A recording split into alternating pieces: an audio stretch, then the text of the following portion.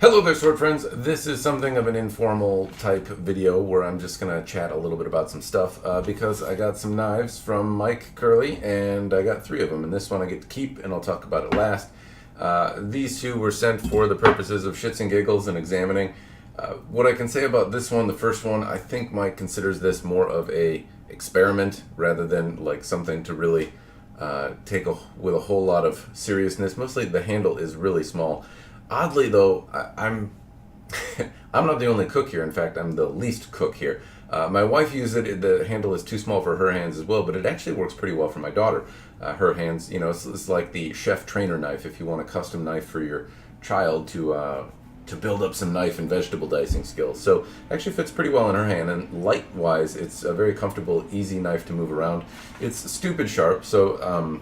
Some of you have seen me try to cut paper before. You know I, for whatever reason, seem to have zero skill at it.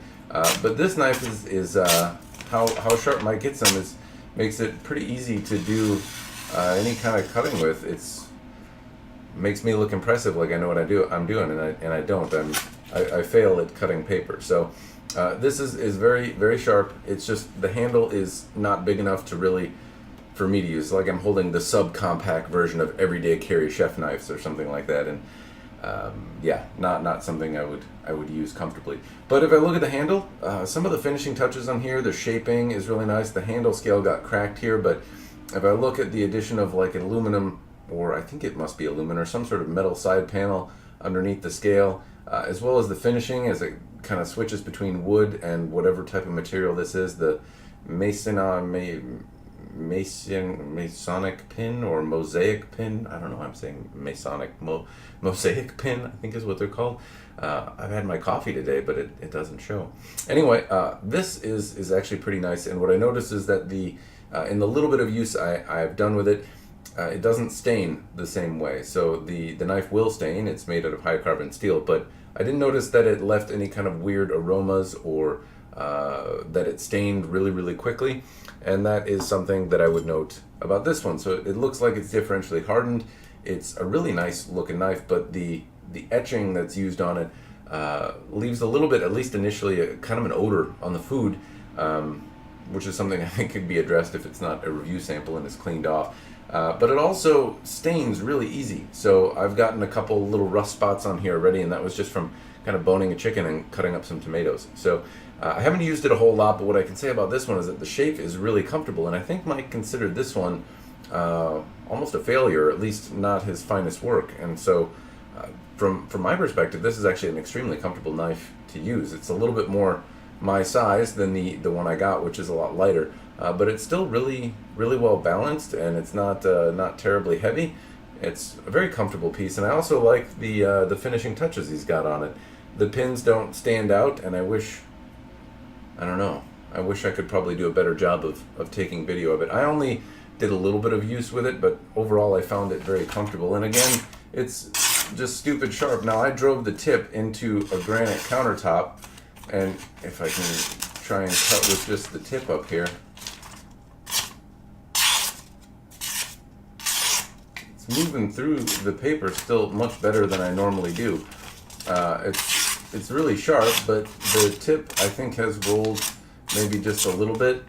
It's still extremely sharp though, so maybe it doesn't have the same sharpness it did because it's not flicking through the paper, but